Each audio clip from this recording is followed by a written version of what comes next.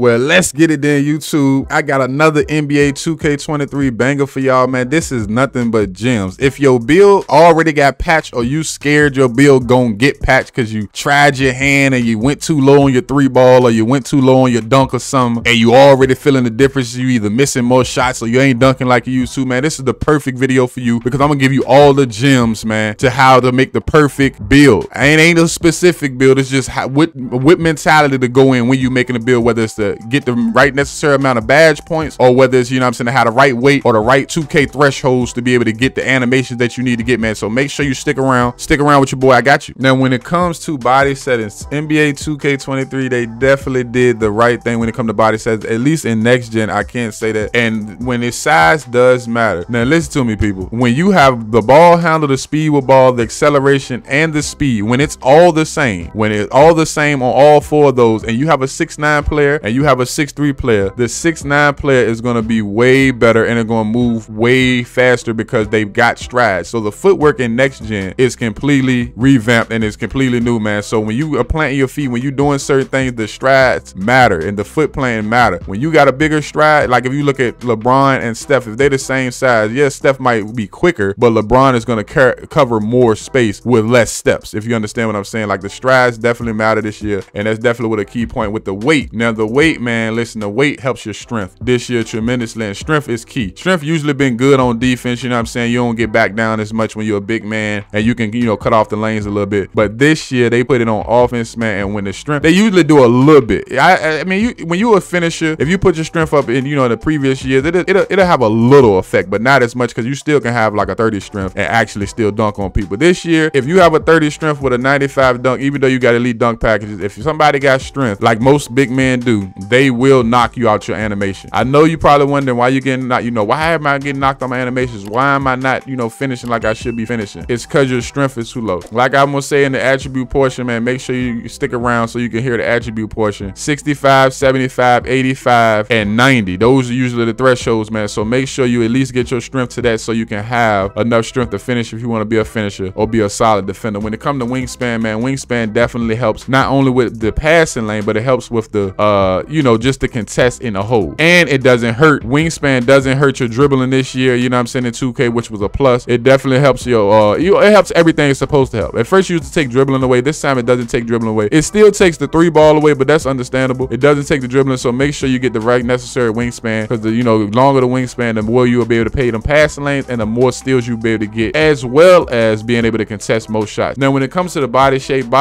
does matter this year. I don't know if you play shooters, man, but when you got a hitbox, when you got a bigger hitbox, it's easy to shoot. In 2K, when you got a bigger hitbox, it's harder to get around. So it'll be harder for you to get around them screens the bigger the player, you know, you got a built player or a defined player. And when you beat somebody off the dribble, it's going to be harder for them to also get back in front of you to be able to block your layup or block your shot, man. So make sure you consider, you know, the body shape as well, man. Now, when it comes to attributes, make sure that you pay attention to thresholds. Thresholds is key. Thresholds will prevent you from playing in season 1 and having your build and then the build being broke in season 2. Do not listen to a 65 dunk can do this, or a 65 3 can do this, or 55 3 can do this. Listen, 2K will patch it. If the game comes out and you can hit consistently with a 55 3, they're going to patch it. Your build is going to die. If you want to be able to have a build that can play throughout the whole season, pay attention to the thresholds. When you have a drive and dunk, a 84 drive and dunk, a 84 drive and dunk will allow you to get pro contact dunks, which will mean that you will have a consistent dunk all year long that can dunk and get, you know, good dunks that can dunk on people every now and then, and you always gonna have a ability to dunk. If you want elite contact dunks, a 92 drive and dunk will do that for you. This is what I mean by thresholds. When you have your 3-pointer, a 85 3-ball will be the minimum when it comes to consistent shots, like consistent badges. Maybe an 85 where you know that if they patch anything or if they touch anything, you still should be able to shoot like it's nothing. And of course, 90 and higher is better. Yes, you can hit with an 80. You know, you can hit with an 81. You can hit with a 75. You can hit with these. Understand, you can do that, but if 2K patches or if they change anything with shooting, you will be the first to get hit. The threshold to everyone, whether it's shooting, whether it's ball handling, defense, or your physicals, 85 is usually the safe point. 85 dunking, 85 shooting, 85 anything is usually the safe point where you know that even if 2K touch things or change sliders, that's still, not only will you have the right badges, but you also will have the correct ability, you know what I'm saying, to be able to hit the shots and get all the animations you need. Now 75 is usually good. 75, you can get the animations that you need. If we got 10 plays, I'll say half the time,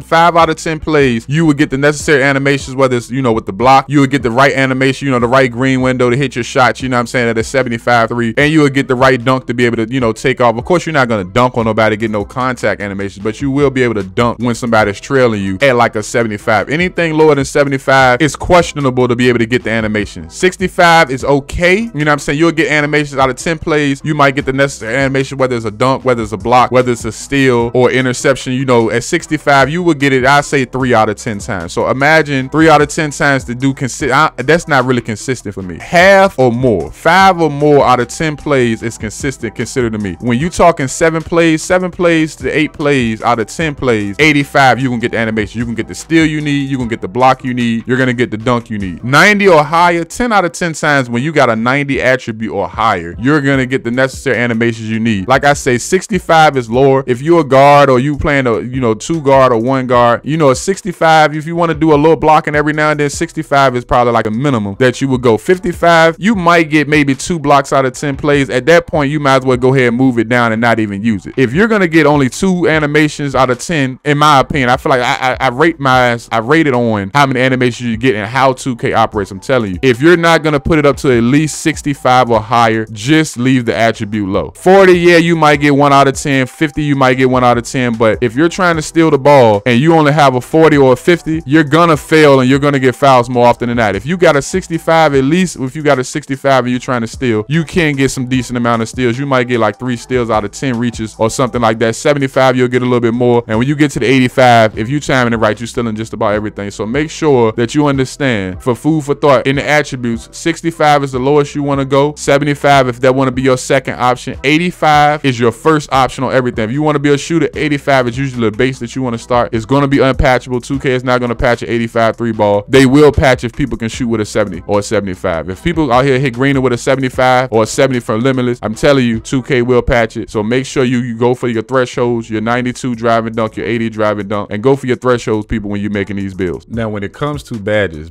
can be tricky. Now, this goes for defense, finishing, shooting, and playmaking. Understand, if you in order to get a tier 3 badge and apply the tier 3 badge, you have to have a minimum of 15 badges in whatever specific, you know, whatever category you're talking about, whether it's playmaking, shooting, anything. You have to have a minimum of that. You do get your badge points back when you core the badge. So if I core this badge and the badge cores at 6 points, when I core the 6 points, I will get the 6 points back. But you have to understand, I still will not be able to unlock my tier 3 badge. The only way I can unlock another tier 3 badge or unlock the tier 3 badges is if I be able to core an actual tier 3 badge. I can core any tier 1 or any tier 2 badge, but that will not give me enough badge points to unlock a tier 3 badge unless I have more than 15. The minimum amount of badges you can have is 15, and the maximum amount of badges that you can have is 18. If you have 18, you will be able to core and unlock a Hall of Fame tier 3 badge. But if you have less than 15 and you only have 14 badges, yes, you can unlock a Hall of Fame chase down and you will be able to unlock it. But understand, you will not be able to put those 6 badges towards a core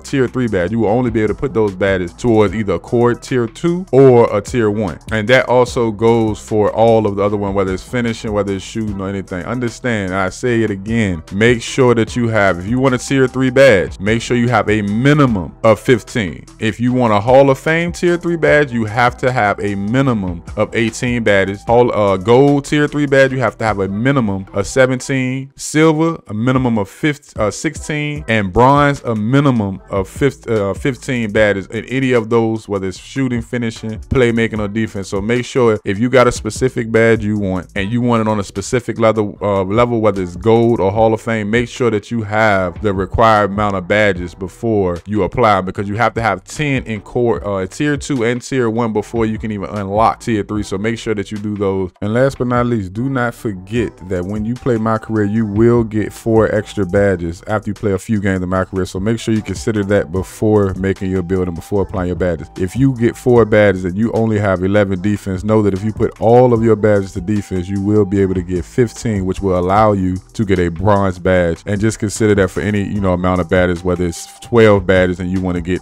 you know, an extra badge or extra couple of badges for any specific tier. And that's that for the badges.